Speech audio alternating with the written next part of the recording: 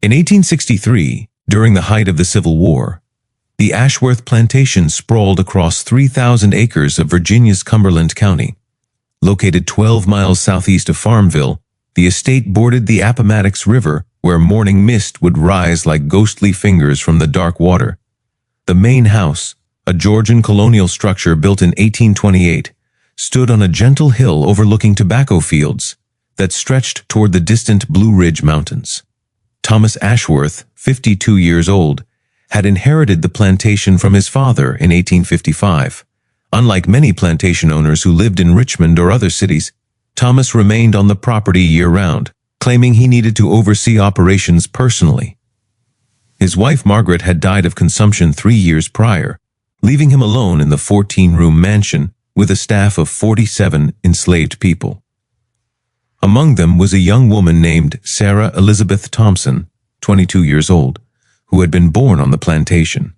Records from the Cumberland County Courthouse discovered in 1962, during a renovation show, that Sarah was purchased by Thomas's father when she was merely 6 months old, along with her mother Ruth. Unlike many enslaved women who worked in the fields, Sarah had been assigned to housework from an early age, specifically maintaining the upstairs bedrooms and the master's private quarters. According to a diary found in 1964 by researchers from the Virginia Historical Society, written by the plantation's overseer Jonas Mitchell, Sarah was described as uncommonly beautiful, with light brown skin and green eyes that reflected her mixed heritage. The diary, now housed in the Society's archives, but restricted from public viewing, contained detailed observations about daily life on the plantation, including increasingly troubling entries about the master's behavior towards certain house servants. The events that would eventually consume the Ashworth plantation began on a humid Tuesday morning in late June 1863. Sarah was performing her usual duties, changing linens and preparing Thomas's bedroom for the day, when he returned unexpectedly from what was supposed to be a full day's inspection of the tobacco fields.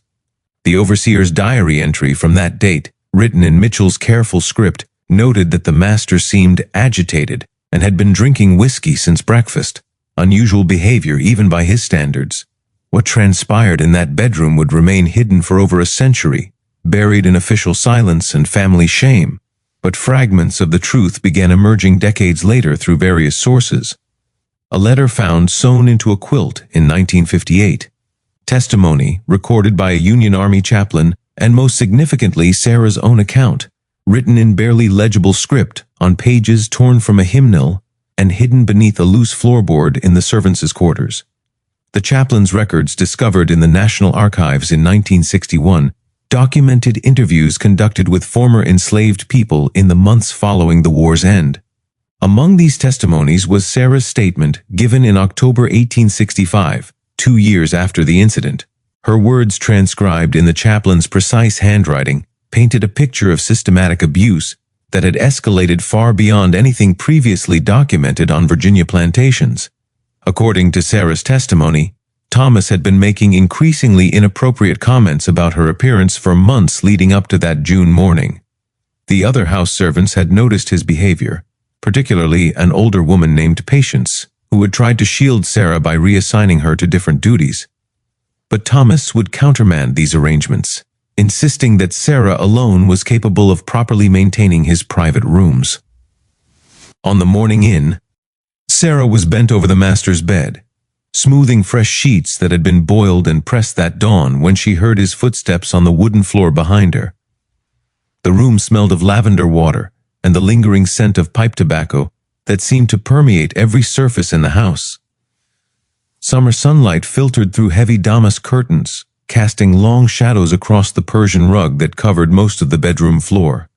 Thomas stood in the doorway for several minutes, watching her work in silence. When Zara finally sensed his presence and turned around, she found him staring at her with an expression she would later describe as both hungry and sad. His usually immaculate appearance was disheveled, his white shirt partially unbuttoned and his hair unkempt. The smell of whiskey was strong enough that Sarah could detect it from across the room. What he said next would haunt not only Sarah, but eventually expose a pattern of behavior that had been carefully concealed for years. According to both her testimony and a letter she later wrote to her cousin in Philadelphia, Thomas's words were delivered in a quiet, almost tender voice that made them somehow more frightening than if he had shouted.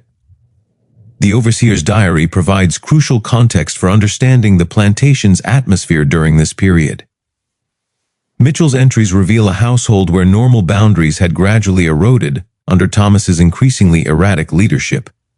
Servants reported unusual nighttime disturbances, strange sounds coming from the master's quarters, and a general sense of unease that seemed to permeate the entire estate. More troubling were Mitchell's observations about other young women who had previously worked in the house. 3 servants had been sold away unexpectedly in the 18 months before Sarah's ordeal, all of them young, and described in the plantation records as attractive. The circumstances of their departures were never fully explained, with Thomas providing only vague references to disciplinary issues or unsuitability for housework. Ruth, Sarah's mother, had grown increasingly worried about her daughter's safety. In a letter written years later to a sister in Baltimore, discovered in 1959 among the papers of a deceased minister, Ruth described her mounting fear and her desperate but futile attempts to protect Sarah. The letter revealed that other mothers on the plantation shared similar concerns about their daughters working in the main house. The isolation of the Ashworth plantation intensified these dangers. Located far from the main road and surrounded by dense woods, the property was essentially a world unto itself. The nearest neighbor lived 5 miles away, and contact with the outside world was limited to weekly trips to Farmville for supplies and monthly visits from a traveling minister who held services for the enslaved community.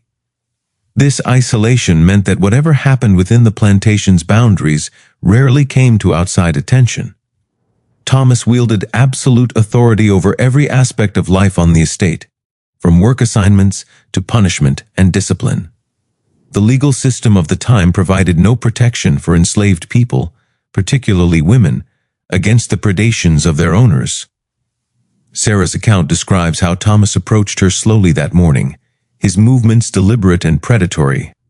He walked around the bed until he was standing directly in front of her, close enough that she could see the broken blood vessels in his eyes and smell the whiskey on his breath, mixed with the pomade he used in his hair. When he spoke, his voice carried a strange combination of desire and melancholy that Sarah found more unnerving than outright aggression. The words themselves were simple, almost commonplace, but delivered in a context that made their implications terrifyingly clear. According to the chaplain's transcript, Sarah's exact recollection was that Thomas said, "You're beautiful, you know that?"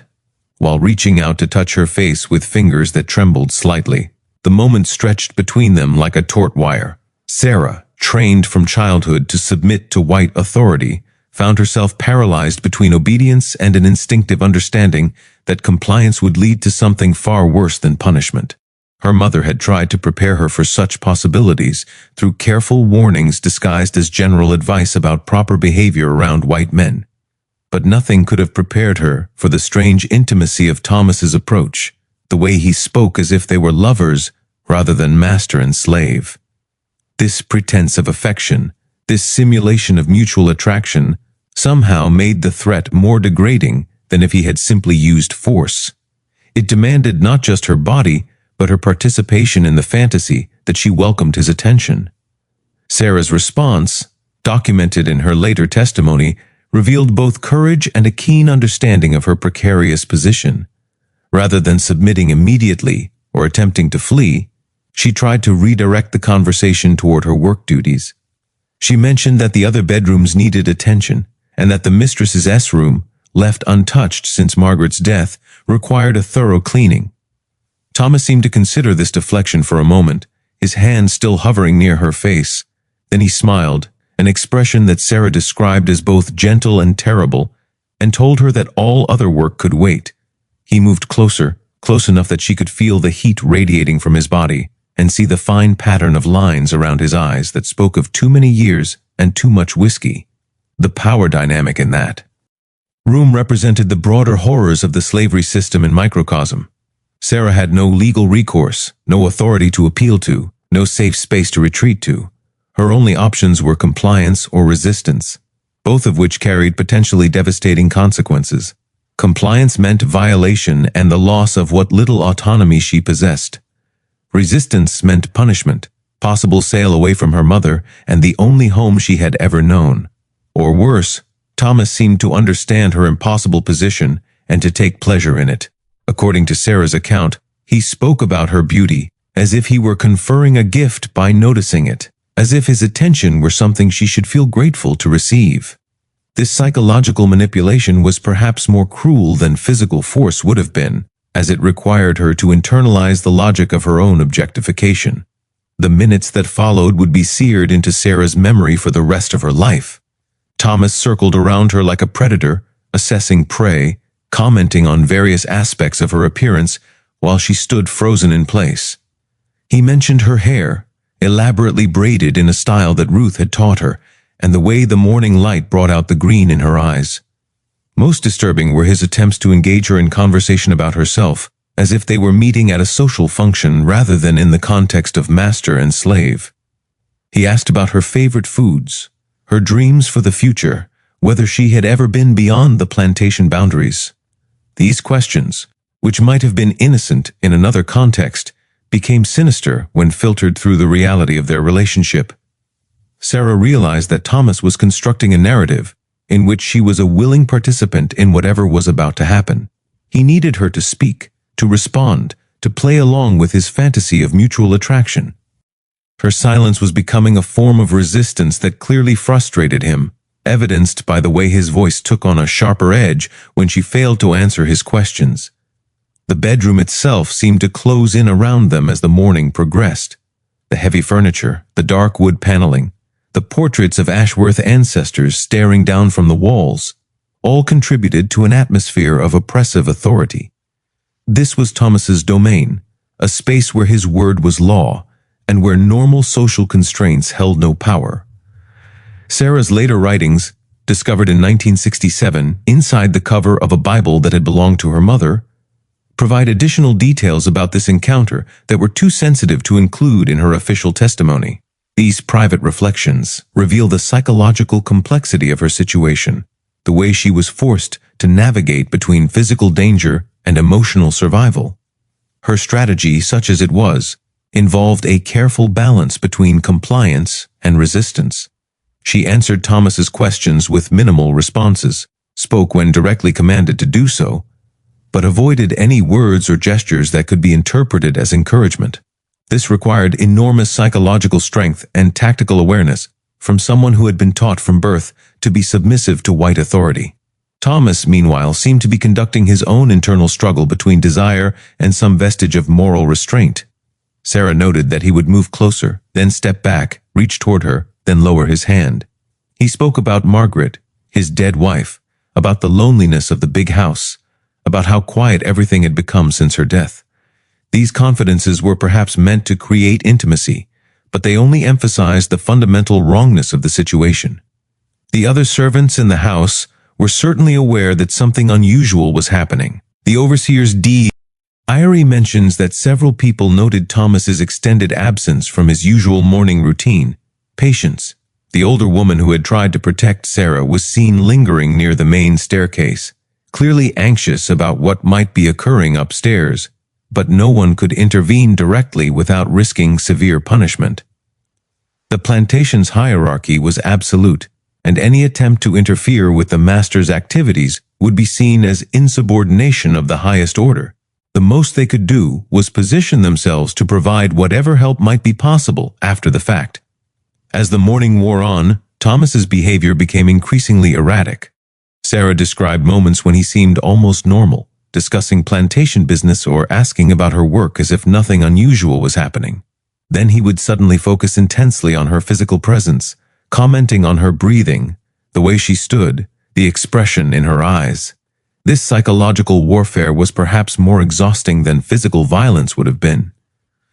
Sarah was forced to remain alert to every shift in Thomas's mood, while maintaining the appearance of calm submission. One wrong word or gesture could trigger an escalation that might prove impossible to survive. The climax of this encounter came when Thomas finally made his intentions explicit. Moving close enough that their bodies were almost touching, he told Sarah that he had been watching her for months, thinking about her, imagining what it would be like to have her respond to him willingly.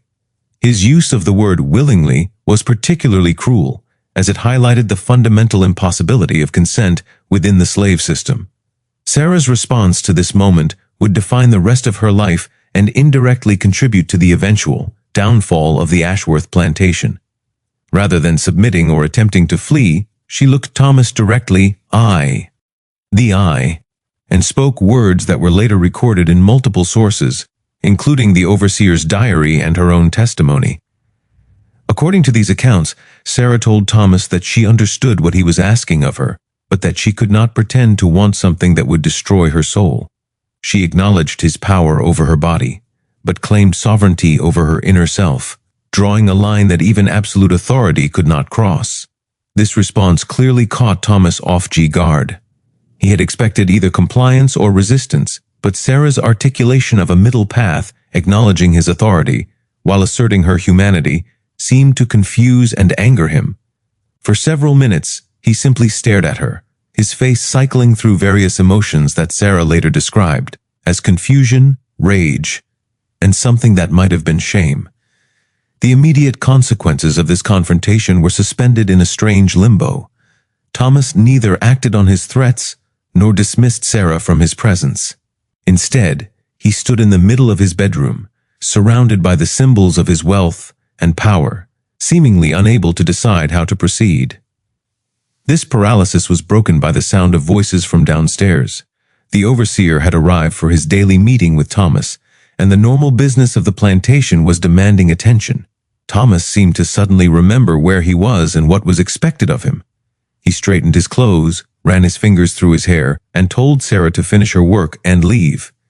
But as she gathered the dirty linens and prepared to exit the room, Thomas delivered a final threat that would cast a shadow over everything that followed. According to Sarah's account, he told her that their conversation was not finished, that he would be thinking about what she had said, and that she should think carefully about what her continued resistance might cost, not only herself, but her mother and the other people she cared about. This threat revealed the true scope of Thomas's power and the collective vulnerability of everyone on the plantation. Sarah's individual act of resistance had potentially endangered the entire enslaved community, a burden that she would carry for the rest of her life. The days following this encounter were marked by an oppressive tension that seemed to affect everyone on the plantation. The overseer's diary notes unusual behavior among both the enslaved population and Thomas himself. Work routines were disrupted, normal patterns of interaction were strained, and there was a general sense that something fundamental had shifted in the plantation's social order. Sarah found herself under constant scrutiny, not only from Thomas, but from other servants who had heard rumors about the bedroom encounter. Some viewed her with sympathy and admiration for her courage. Others worried that her resistance would bring punishment down on the entire community. This division within the enslaved population added another layer of isolation to Sarah's already precarious situation. Thomas, meanwhile, seemed to be wrestling with his own internal conflicts. The overseer noted that he was drinking more heavily than usual and spending long hours alone in his study. His interactions with other servants became increasingly unpredictable, alternating between unusual kindness and sudden bursts of anger over minor infractions. More ominously, Thomas began making inquiries about Sarah's family history and relationships within the enslaved community. He questioned other servants about her friendships, her conversations, her behavior when she thought she was unobserved. This intelligence gathering suggested that he was planning some form of systematic response to her defiance. The psychological pressure on Sarah intensified as she realized that her individual act of resistance had created a crisis that affected everyone around her. The isolation imposed by slavery was compounded by the knowledge that her choice to assert her humanity had potentially placed others in danger. Her mother, Ruth, became increasingly worried as she observed the change in atmosphere on the plantation. In letters written years later, Ruth described this period as one of unbearable tension, when every day seemed to bring the possibility of some terrible consequence for her daughter's courage. The other house servants tried to provide what protection they could, by ensuring that Sarah was never alone in the main house. But this informal security system had obvious limitations, and everyone understood that if Thomas decided to act on his threats, there would be little they could do to prevent it. 3 weeks after the bedroom encounter, Thomas made his next move.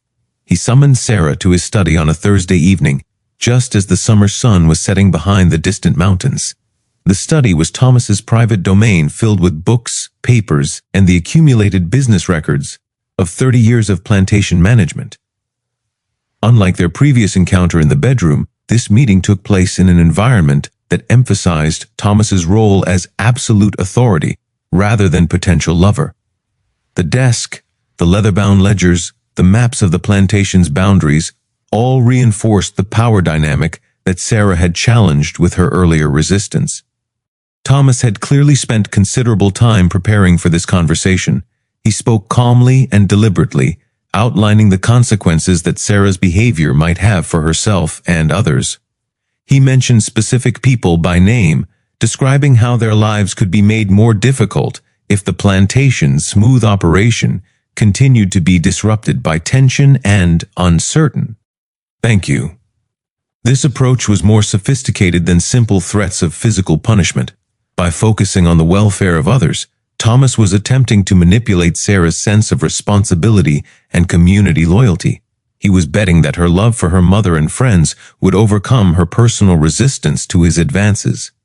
Sarah's response to this psychological pressure demonstrated remarkable moral courage and tactical intelligence. Rather than capitulating or escalating the conflict, she proposed a different kind of negotiation.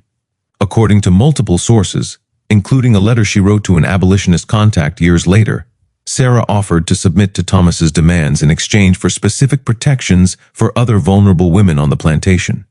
This counter-proposal transformed what had been a personal crisis into a broader examination of the plantation's sexual economy. Sarah was essentially demanding that Thomas acknowledge the systematic nature of his predatory behavior and accept formal limitations on his conduct toward other enslaved women. Thomas's reaction to this proposal revealed both his surprise at Sarah's strategic thinking and his unwillingness to accept any formal constraints on his authority.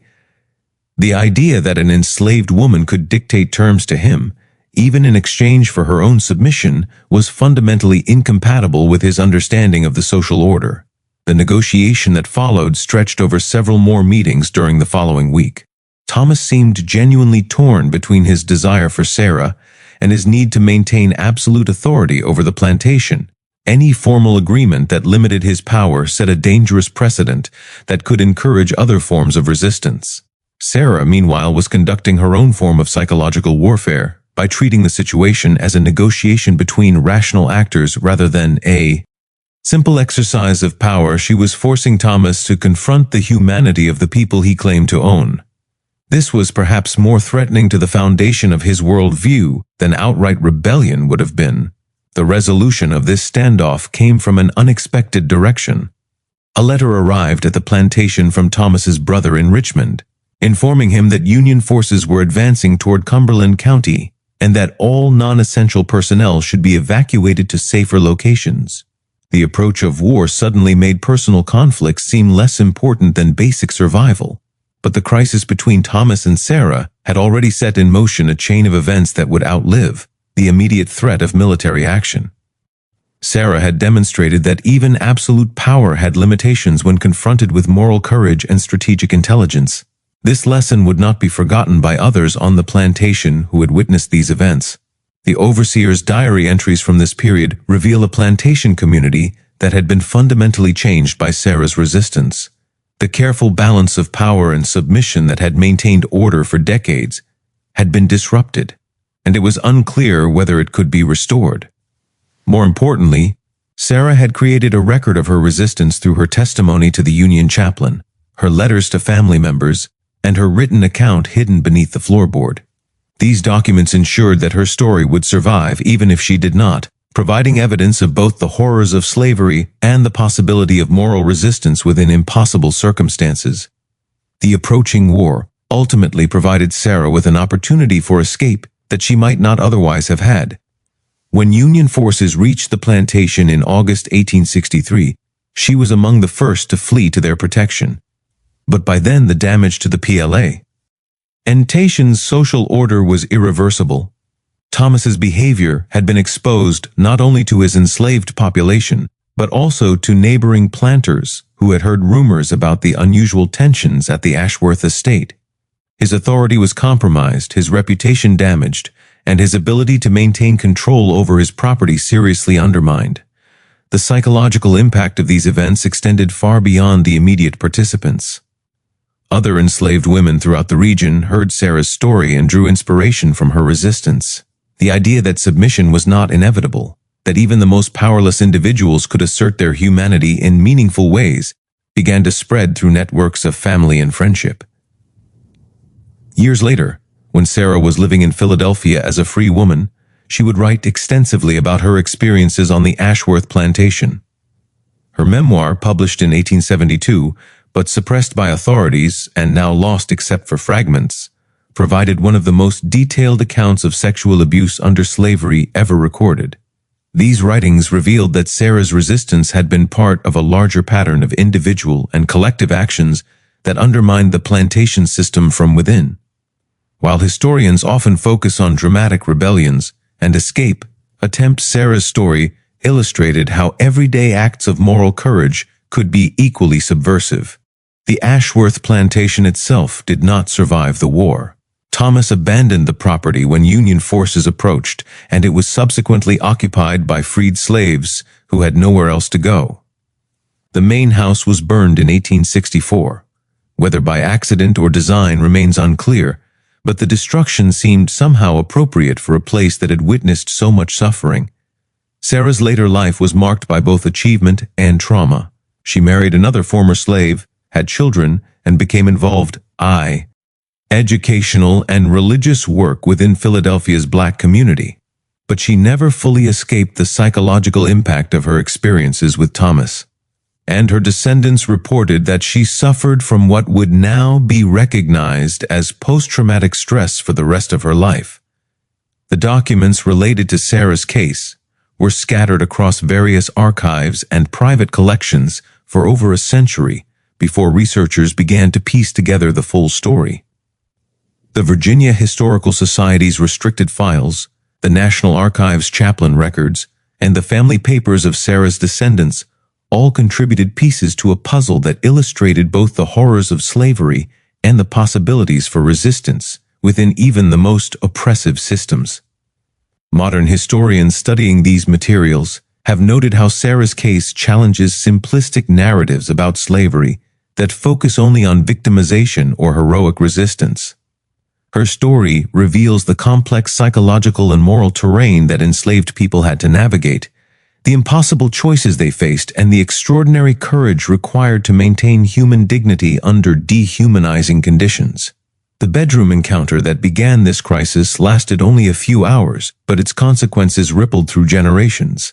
Sarah's descendants preserved her writings and testimony, ensuring that her voice would continue to speak across the decades about the true nature of American slavery and the power of individual moral courage to challenge even the most entrenched systems of oppression. The physical evidence of these events has largely disappeared. The Ashworth plantation house is long gone. The tobacco fields have returned to forest, and even the property boundaries have been altered by subsequent development. But the documents remain hidden in archives and family collections, waiting for researchers willing to piece together. Are the fragments of lives lived in extremity. Sarah Elizabeth Thompson's story reminds us that history is not only made by famous figures and dramatic events, but also by ordinary people facing extraordinary moral challenges with courage and intelligence. Her resistance to Thomas Ashworth's predations may not have changed the world, but it changed the small corner of Virginia where she lived, and it provides a model for understanding how individual acts of conscience can accumulate into larger social transformations. In the end, the most powerful aspect of Sarah's story may be how it illuminates the humanity that slavery sought to destroy. Despite being treated as property, despite facing impossible choices with no good options, she maintained her sense of self and her commitment to protecting others. This is perhaps the most profound form of resistance possible. The refusal to surrender one's humanity, even when everything in the environment is designed to crush it. The echoes of that summer morning in 1863, when a young woman refused to pretend that violation was love, continue to resonate wherever people struggle to maintain their dignity in the face of overwhelming power. Sarah's voice, preserved in fragmentary documents and family memories, speaks across time about the possibility of moral courage and the enduring power of the human spirit to resist dehumanization. The story of Sarah and Thomas Ashworth disappeared from official records for good reason.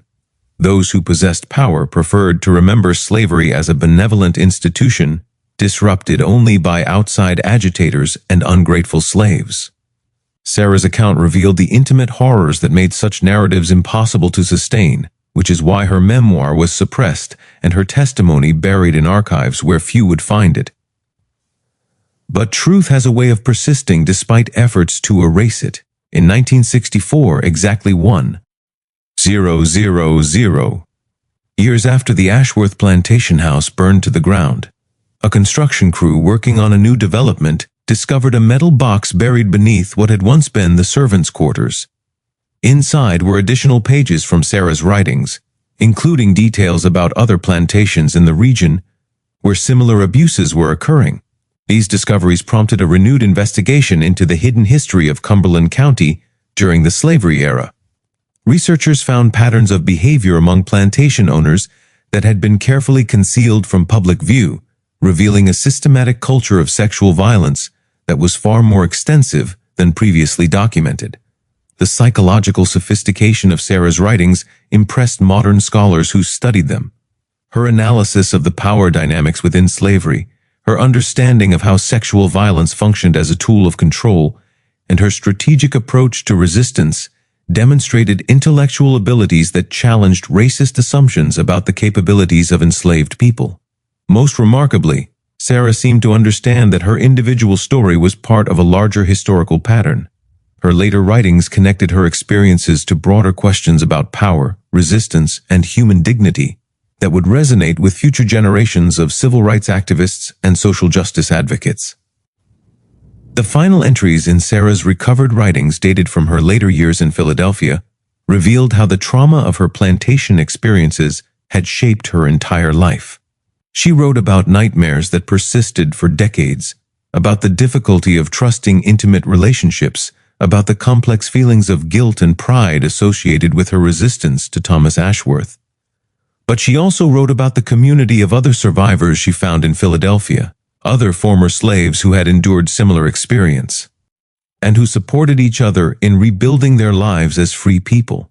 These networks of mutual aid and shared understanding became crucial for healing from traumas that the broader society refused to acknowledge or address. Sarah's story gained additional significance when researchers discovered that she had maintained correspondence with other women throughout the South who had faced similar situations. These letters, found in various family collections during the 1960s, revealed an informal network of resistance and support that extended far beyond individual plantations. The letters detailed strategies for protection, methods of documenting abuse, and ways of preserving evidence that might someday be used to seek justice. They showed that Sarah's resistance was not an isolated incident, but part of a broader pattern of organized resistance to sexual violence within the slave system. Perhaps most importantly, these documents revealed how enslaved women developed sophisticated understandings of legal and political systems that might eventually provide them with recourse. They were preparing for freedom long before emancipation became a political reality, building the intellectual and organizational foundations for the civil rights struggles that would follow. The legacy of Sarah's resistance extended into the Reconstruction era and beyond. Several of the women in her correspondence network became prominent in education and political organizing after emancipation, using skills and strategies they had developed while fighting for survival under slavery.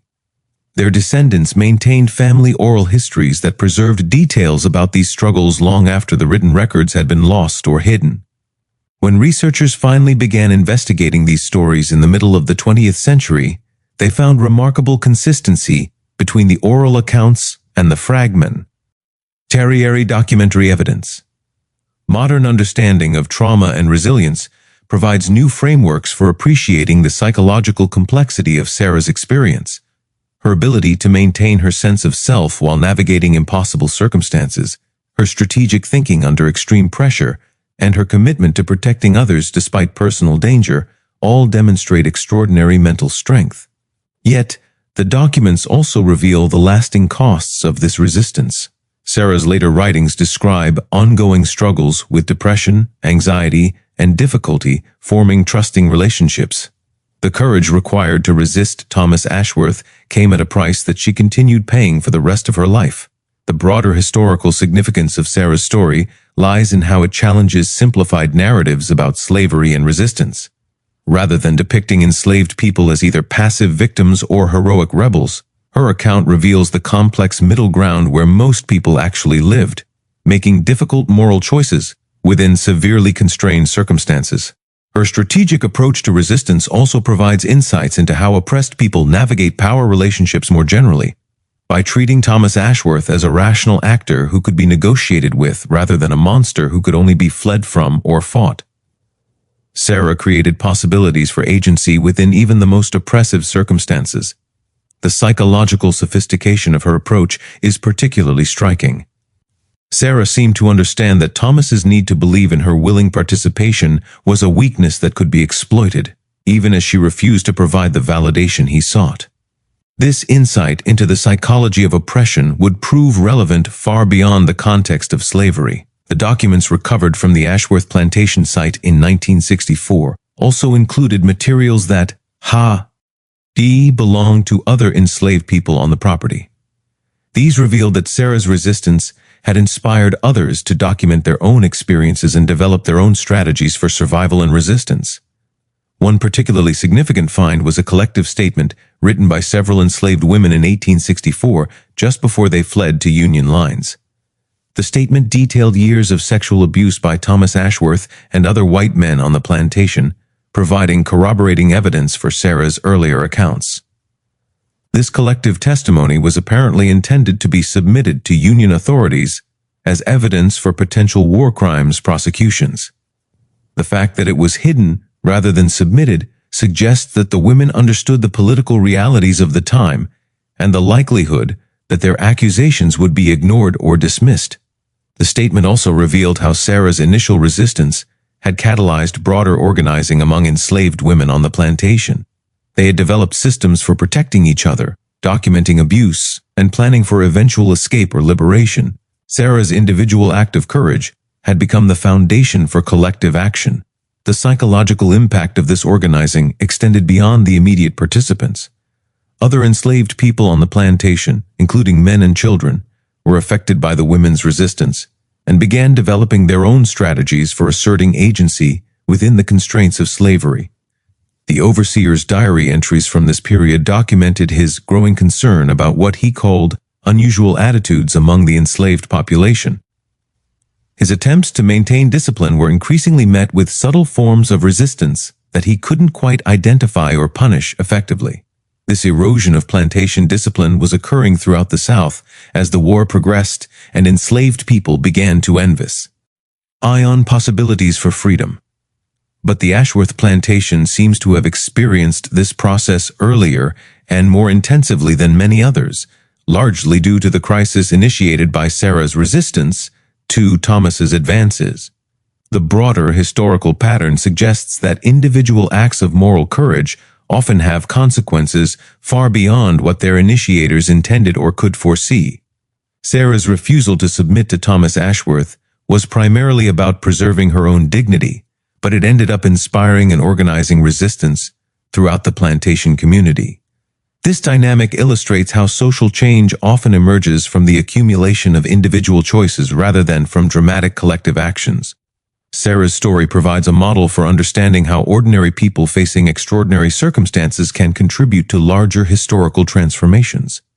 The documentary evidence also reveals how enslaved people developed sophisticated strategies for preserving their stories despite systematic efforts to erase them.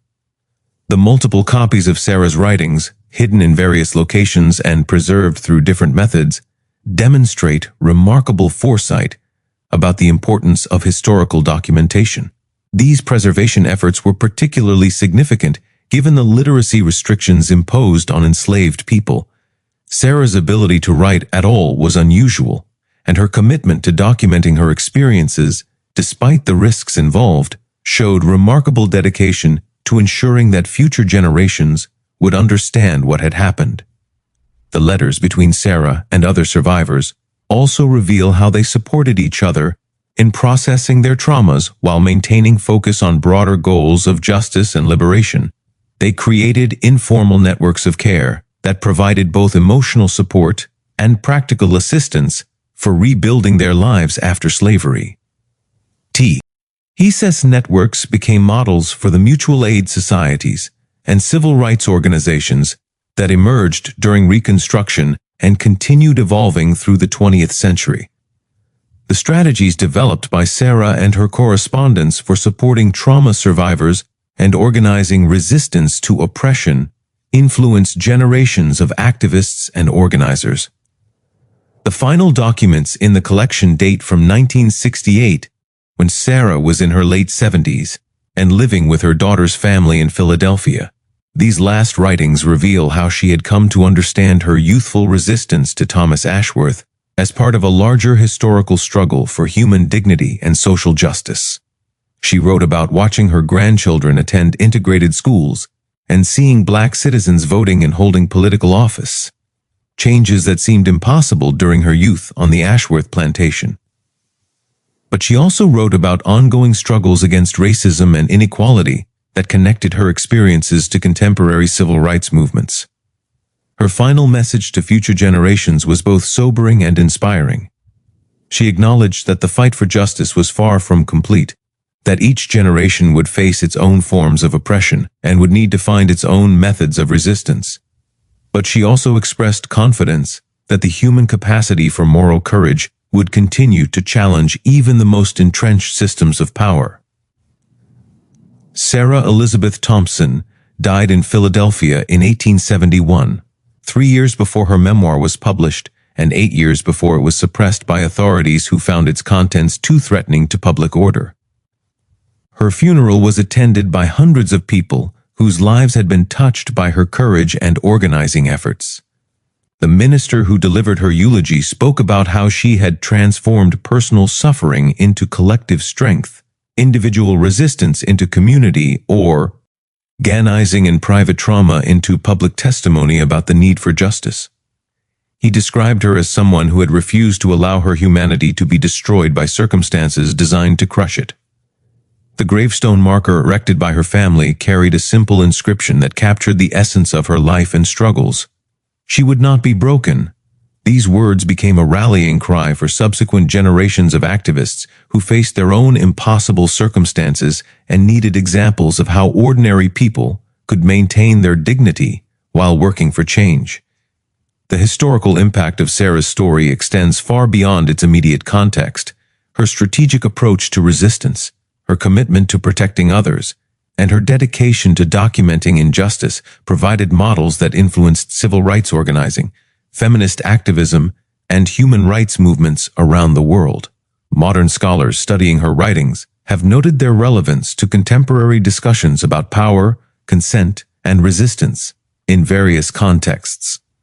Her insights into the psychology of oppression and the possibilities for agency within constraining circumstances speak to universal human experiences that transcend the specific historical context of American slavery. But perhaps the most enduring aspect of Sarah's legacy is simply the fact that she refused to disappear. Despite systematic efforts to erase her story and silence her voice, she found ways to ensure that her experiences would be remembered and that future generations would understand what she had endured and overcome. The documents recovered from the Ashworth Plantation site in 1964 were the last major discoveries related to Sarah's story, but her influence continues to resonate through the families and communities touched by her resistance. The strategies she developed for surviving and challenging oppression were passed down through generations, adapted to new circumstances, and continued to inspire people facing their own struggles for dignity and justice. In the end, The bedroom encounter between Sarah Elizabeth Thompson and Thomas Ashworth on that humid June morning in 1863 became far more than a single moment of resistance. It represented the collision between a system designed to dehumanize and an individual's refusal to surrender her humanity. The immediate aftermath of that confrontation rippled through time in ways that neither participant could have anticipated. Thomas Ashworth's attempt to transform violation into romance. His need for Sarah's willing participation in her own degradation revealed the psychological contradictions that would eventually contribute to slavery's collapse. The system required not just physical submission, but emotional complicity. And when that complicity was withheld, the entire foundation began to crack. Sarah's strategic resistance demonstrated that even within the most oppressive circumstances, moral agency remained possible.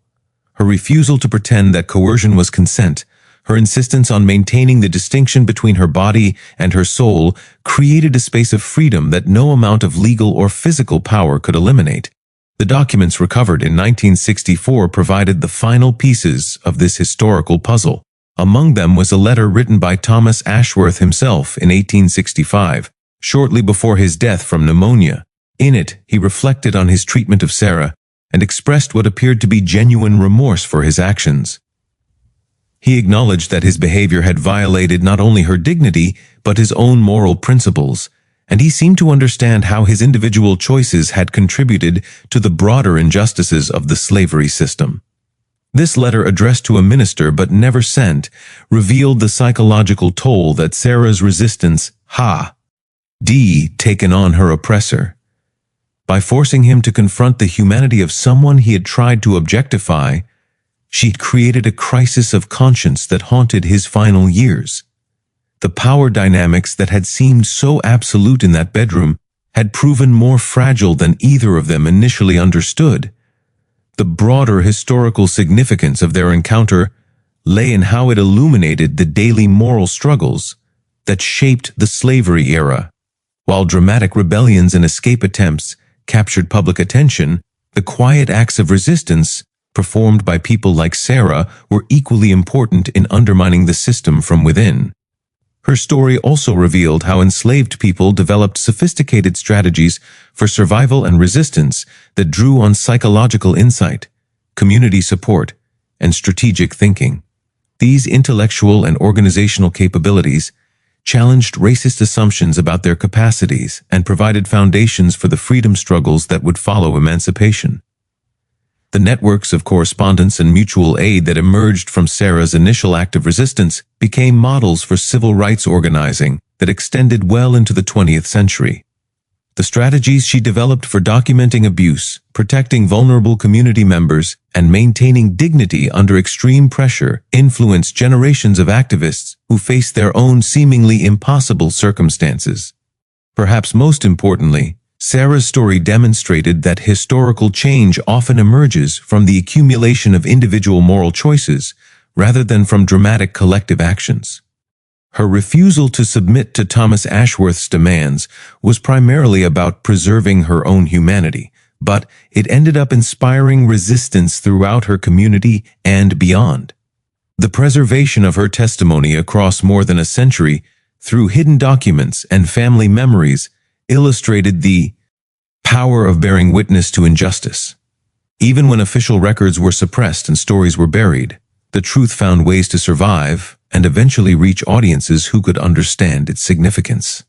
Modern readers encountering Sarah's story are struck by its relevance to contemporary struggles for dignity and justice, her insights into the psychology of oppression, her strategic approach to resistance within constraints, and her commitment to protecting others while preserving herself speak to universal human experiences that transcend historical context. The physical traces of the Ashworth plantation disappeared long ago, consumed by fire, weather, and development. But the moral courage demonstrated by Sarah Elizabeth Thompson on that summer morning in 1863 continues to resonate wherever people refuse to allow their humanity to be destroyed by circumstances designed to crush it. Her final written words, discovered among the papers buried in 1964, provided a fitting conclusion to her remarkable story. I learned that day that they could own my body, but they could never own my soul unless I gave it to them willingly, and that I would never do. Years later, historians would recognize that this simple statement captured one of the most profound insights about human dignity and resistance ever recorded. In refusing to pretend that violation was love, Sarah had asserted a truth that challenged not only the immediate circumstances of her oppression, but the fundamental assumptions upon which those circumstances rested. The bedroom where their confrontation occurred was consumed by flames in 1864 along with the rest of the Ashworth mansion. But the moral principles that Sarah defended in that room proved more durable than brick and timber. They survived in the documents she preserved, the network she inspired, and the example she provided of how ordinary people could maintain their humanity under extraordinary pressure. The sound that still echoes across the centuries is not Thomas Ashworth's voice demanding submission, but Sarah Elizabeth Thompson's quiet refusal to surrender her dignity. In that refusal lay the seeds of liberation that would eventually grow into movements for justice that transform not only the American South, but the broader struggle for human rights around the don't.